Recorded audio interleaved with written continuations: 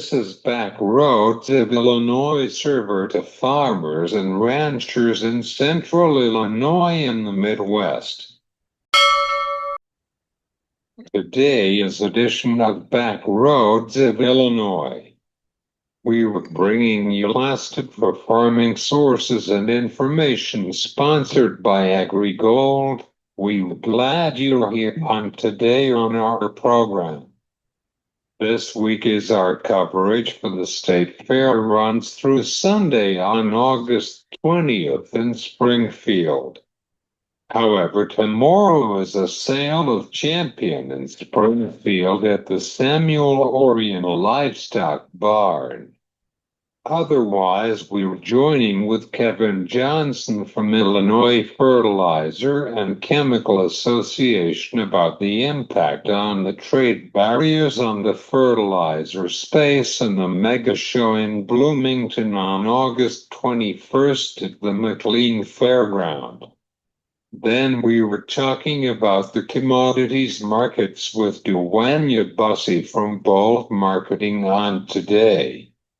This is Backroads of Illinois server to farmers and ranchers in central Illinois and the Midwest.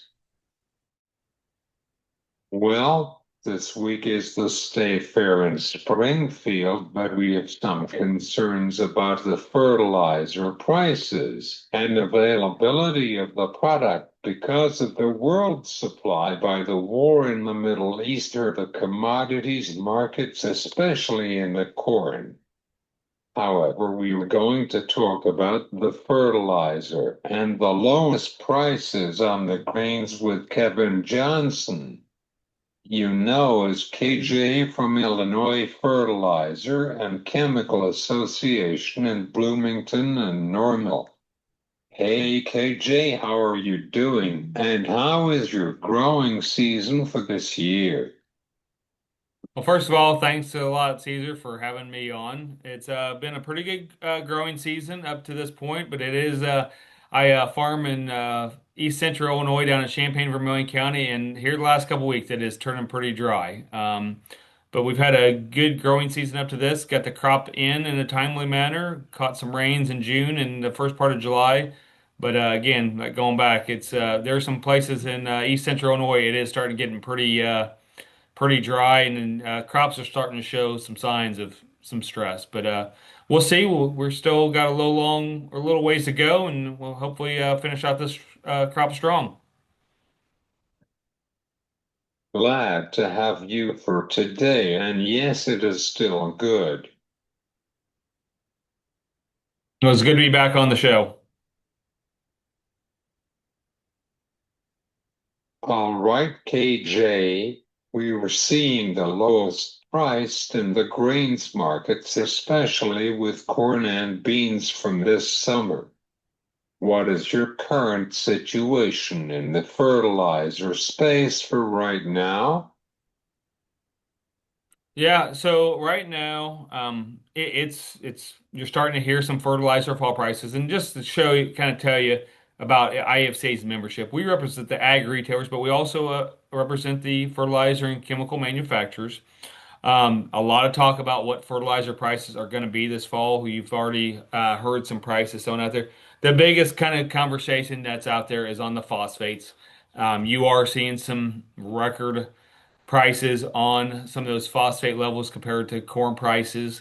Ammonia is in a decent position. Potash is in a pretty decent position, but definitely you're hearing a lot of farmers and retailers because retailers are also buying that phosphate, and it's all about the price right now.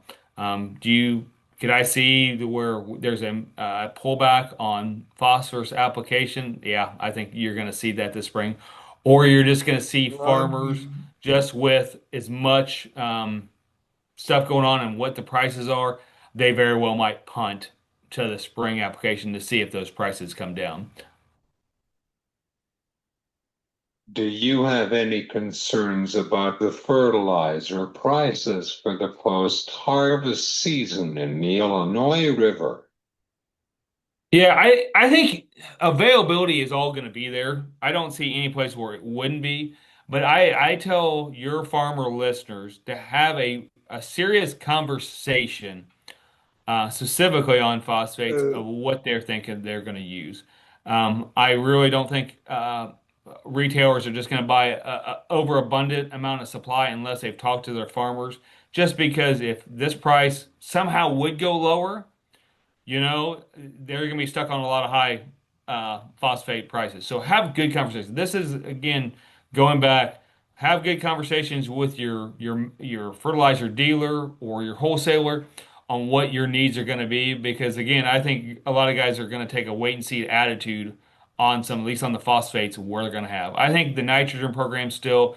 The prices are higher, but I think are still going to go on. But on the dry fertilizers, I think you can get tons of fertilizer out there, but have a good conversation because again, it just going ahead and having those conversations because it ain't going to be probably the best conversation just with what the prices could be. You're hearing that phosphates could have a high $800 or $900 a ton on it, and that's going to be some sticker shock to a lot of farmers.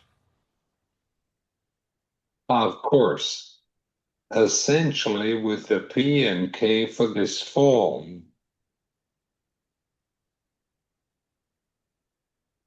Yeah, again, it goes back to what that price is. I think there will be some guys that say, I'm going to pull back, on a rotation. If I do a single spread, maybe I'm not going to put it in front of soybeans. I think you're going to have some pullback on just what that ratio is. And I think you're going to have probably a large supply say, we're going to kick it to spring and we're probably going to roll the dice. Now, does that mean the price is going to be cheaper this price? uh, I don't think anybody knows.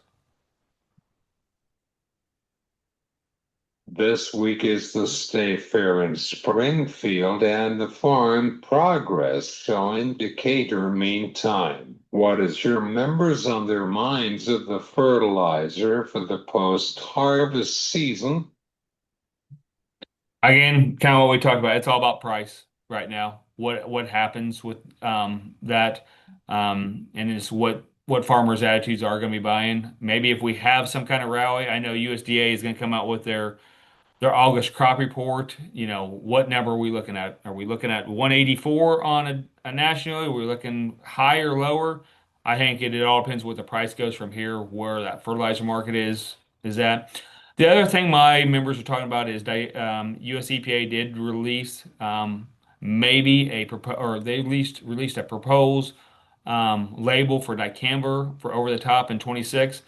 We do have a little bit of concerns of what EPA has proposed out there, just of some of the stuff. We would probably like to see some kind of over the top application, but not maybe everything that UPA is at or UPA is uh, EPA is looking uh, for. But I think we'll go forward. So that's a major conversation. And then our Maggie show. It's coming up here next week, and there's a lot of conversation about the buzz of what new equipment will be at the Maggie show. Can you tell us about the mega event in Bloomington on August 21st at the McLean Fairground? Yep, on August Wednesday, the 20th and 21st, that Thursday, we do our big Maggie show. It is kind of a mini farm progress show, but just for the fertilizer and chemical industry. And farmers can come, but it's specifically on those types of equipment. So you'll have your large three, Case, John Deere, AGCO, release new sprayers and floaters at that event. But the big thing about the Maggie Show is it makes it different than any other show across the country. We have 40 acres that you can actually get in any of those new sprayers and drive them out. You can unfold the booms. We put a little water in the tank and you can see exactly how those machines work. At the Farm Progress Show, it's a great show, but you don't actually get to get in the equipment and actually run it. At uh, our show, you get to do that. So we have a great event. It runs from 8 to 5 on the 20th, and then from 8 to 2 on that Thursday. On that afternoon of the Wednesday, we actually do announce the Custom Applicator of the Year award, and we have four great finalists across the state of Illinois this year. What is the main event of that event in Bloomington? The biggest thing I would say is again, all the new equipment that's going to be released. A lot of things, maybe not getting the equipment bigger, but putting more technology on the booms, a lot talking about See and Spray. But again, the big cherry on top of that event is announcing the Applicator of the Year award winner.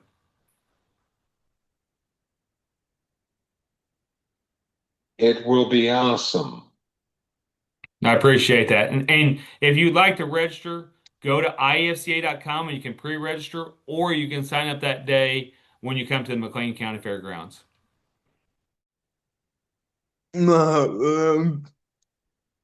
Thanks, KJ. I will see you in Decatur for the Farm Progress Show.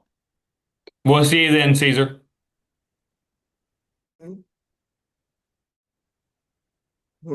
I'm going to talk about the fundamentals with these grains markets, especially in the technical side in the corn markets. Meantime, that we can't believe that the livestock markets is getting hotter than expected in the feeder cattle for today's market.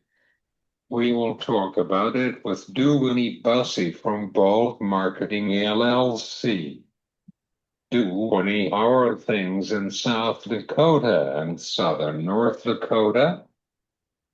Things are good up here. We're wet. We're actually very wet. We were wet going into last week. We've just about like the entire Midwest had a lot of rains all summer long, which is good for production up to a certain point. We got to the point where we've been losing some of the crop we planted this spring due to excess moisture, some ponding sitting. We're known as the, I don't know, pond pond area of the Midwest, I guess. A lot of ducks, and we're kind of the last remaining spot. There's tile being put in, but we're not totally there yet. It's hard to move water when you don't have any slope in my area. We're kind of the bowl, basically. But last week we got over 6 inches of rain on my farm, so I can definitely send you some pictures. I know that's not great for radio, but there's definitely some water sitting, some crop damage. But as you can imagine, what's still left standing looks really good. The crop conditions report yesterday, though, did show that, North Dakota, the crops are deteriorated some, and that's not due to drought. It's due to excess moisture, which is odd to say in August. How is the corn crop in eastern South Dakota? You know, it's hard to really classify right now. Let me back up to this spring. When we planted in the spring, we had a wild range of weather, extremely hot and windy, and that would blow the trash around and cover up some of the newly coming plants that were growing. So the no-tilled corn didn't look good for a very long time. The stuff that was done in a more conventional tillage looked really good, popped up right away. But we had some extreme cold after the heat and froze it off, and it started all over again, which any agronomist will tell you that doesn't really hurt the yield, but it sure doesn't make you feel good about the crop. And then, of course, we had all this ponding issues, poor stand because we were wet after that. Now the corn has grown up enough that as you drive around, you can't see those bad spots out in the middle of the field. So it looks pretty darn good. And of course, USA Today came out with a record forecasted yield for South Dakota of 164 bushels an acre. I gotta say I'm a little bit on the lower side of that. Southeast South Dakota looks phenomenal, but when you plant a record amount of acres, there's probably a good chance we're getting some corn acres planted in some fringe spots and even South Dakota that it'll be hard to bring that yield up.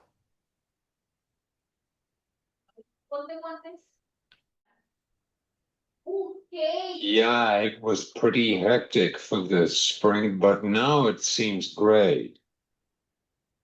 Exactly. I mean, I haven't driven through Iowa and your area of Illinois yet, but I hear it's just phenomenal corn yields, phenomenal corn looking fields for sure. Anyway, we'll find out when guys gets boots on the ground and out there if there was some pollination issues.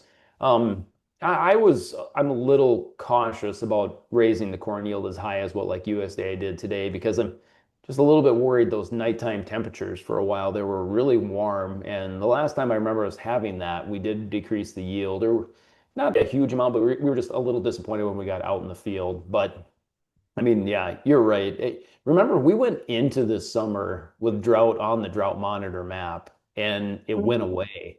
For drought to go away during the summer, that means we had a lot of rain, and a lot of rain usually means a lot of bushels. So it's going to be a monster of a corn crop. The question now moving forward is just how big. Duvany, let's discuss about the grains markets for right now. Could you tell us what's concerns about the corn markets before the harvest? Yeah, well, the concern is just the crop size, right? Big USDA report today coming out with a monster forecasted yield of 188 bushels an acre. And here's the funny thing is, Caesar, that wasn't even the surprise of the trade today.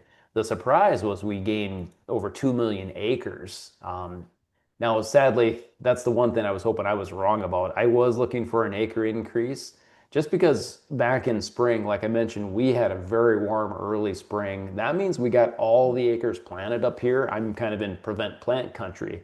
So there's just that much less prevent plant out there this year. But so yeah, the acres are up, the yield is up.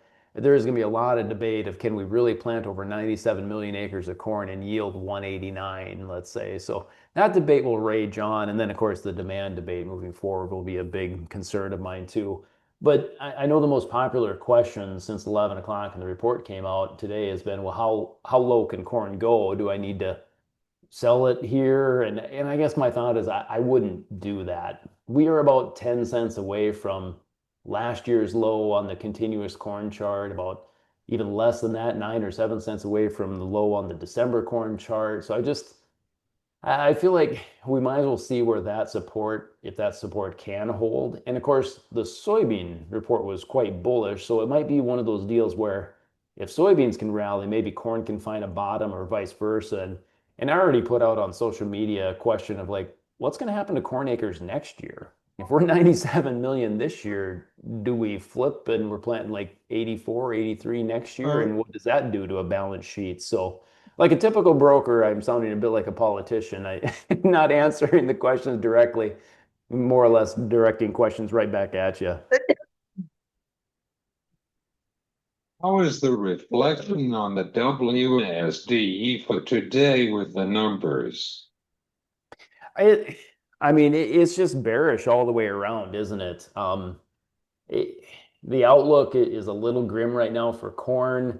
I like it a little bit more for soybeans. We hope we can rally that market enough. I'm just going to kind of keep rolling on you here, Caesar. I think when it comes to the soybean number, a question I get asked right away was, well, how high can soybeans rally with an ending stock below 300 million bushels?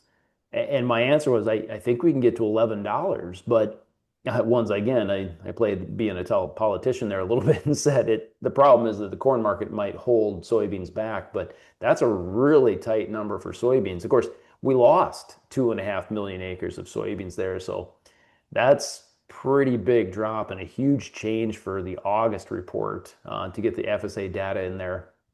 So we just didn't plant a lot of soybean acres. So the yield could be quite a bit higher than because of less acres, but boy, that's a tight ending stock. It's just I still love these reports. They're just a lot of fun, getting a lot of numbers. I'm a numbers guy, obviously, but I always need the dust to settle a little bit. And it seems to be like 2 or 3 o'clock in the afternoon of report day before I really get a good grasp on what I think is going to happen here. Do you say 189 for today, right on the report? I think they're a little high. I really do.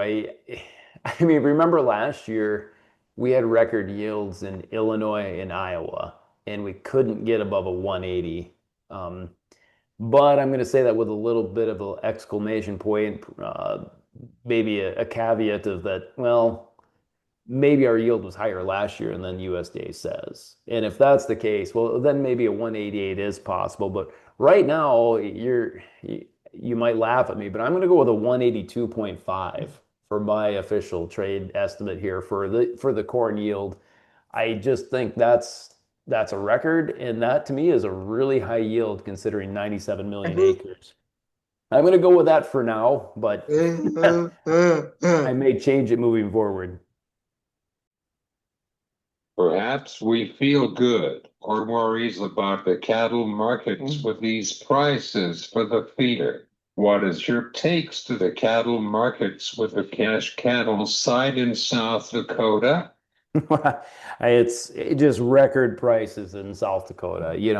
One of our larger sale barns is the Yankton sale barn, and last week they had fat cattle selling what I think they started at 256, and I think there's some that hit 260. So it's just amazingly high prices for the fat cattle. Feeders are like gold as well. This market's just on fire. Another big surge today. Yes, we haven't taken out last week's highs, and yeah, I'm just a little bit worried that could be a high for the entire market. But Caesar, I've called a high in that market like 4 or 5 times already, so you really shouldn't take any advice from me on calling the top in the cattle market. But it will top someday, and these are prices. It really doesn't matter what a air quotes expert like myself says. It's high enough, it needs to be sold and hedged, protected one way or other. We sell a lot of LRP to producers, got a lot of producers sold just right on the board. And I know margin calls aren't fun, but man, the profitability in every pen of cattle right now is just phenomenal. And I want them to keep that. There is this Friday, there's going to be some announcement on screwworm, I guess. I have been told. Our Secretary of Ag said that. And I'm just a little bit concerned that the announcement is going to be something like, we have everything in place to prevent this. We feel comfortable opening the Mexican border. And I think that would be very bearish to the market, even though it won't mean just a flood of cattle to come in. And this is just me with a hunch. I just think when it comes to our Secretary of Ag, she's very good. I'm a fan of her. But when it comes to high price food, she will make moves to try to get food lower. She's all supportive of us, but remember what happened with eggs when they took off unbelievably higher. She was pretty proud of herself how she brought that price back down. And we might be getting to that price in meat where it needs to be brought back down. And it's probably okay because I don't want hamburger to go to 12 and $14 per pound, and we might lose some demand forever then as people would move away. So I guess I'm saying in a long story, stay hedged, be sold. It won't last forever. Do you have any concerns about these prices for the flour prices until Labor Day weekend? Well, yeah, a little bit. But I will say I'm really surprised in the grocery stores. I mean, the prices are high, right? But they haven't increased nearly the percent change we have on the live cattle board or the cash market that packers are paying. So I'm concerned that demand is getting rationed a little bit with this higher price. Like there's wealthy people in a strong economy out there, and if they want a steak, they're going to buy a steak. But there's a large portion of us out there that are going to start to dwindle back a little bit. And we're a hamburger society nowadays. I don't know if everyone wants to admit that or not, but we really are. And to get that as cheap as we can, people are starting to mix a little bit of things with it. I've heard of people mixing some pork with their hamburgers at home and stuff. And whatever works, it's a great protein source. So yeah, I am concerned about the price. And about like Friday when this market went down the limit, everyone says, "Oh, was that it? Was that the high?" And now today we come roaring right back. Of course, last Friday there was a rumor that screwworm had been found in Oklahoma. That's been totally denied now. But I think it is a good example of when it does happen up here, and I'm going to say when because I don't think we can prevent it forever. That's not going to be viewed really well from anybody, really. So I think that's going to turn that market and send it lower. And remember, these funds are extremely long in the cattle market and making a ton of money. If when they decide to get out, there's not enough of us on the opposite side of it to stop the market from crashing. So it will turn eventually. Like I said, it looks like a high was put in last week, and seasonally we should grind lower from here. But boy, like I said, I've called that 4 or 5 times, I think already. Finally, what is your thoughts on the balance sheet on this year? Um, I think for corn, they're fairly close. I've been playing around with my balance sheet number, and even though I have a yield of 182.5, I trimmed demand back a little bit, and I'm still at like a 1.95. And USA Today came out with a 2.1. So we're not far off. And I guess I'm going to say a 2.0 balance sheet probably suggests prices don't have to get any higher than 450, 475. And I know right now everyone's like, well, I'll take that price. Well, yeah, we'll see. Because once you get there, then we'll get bullish. We're 394 and a half today. I don't think we have to go any lower than 385. If we do, I think that's a buy. Above 475, I think it's a sell. So Yeah, I made a nice little range there for the outlook. Where people can find you for your consulting services for their grain marketing and livestock markets. Yeah, they can call us here directly, 605-448-2365, or they can check us out online at boltmarketingllc.com. Thank you, man. Great to talk with you. Hey, thanks for having me. This is Duane Bussey from Bolt Marketing, One Back Roads of Illinois. I am Cesar Delgado. You have a good day.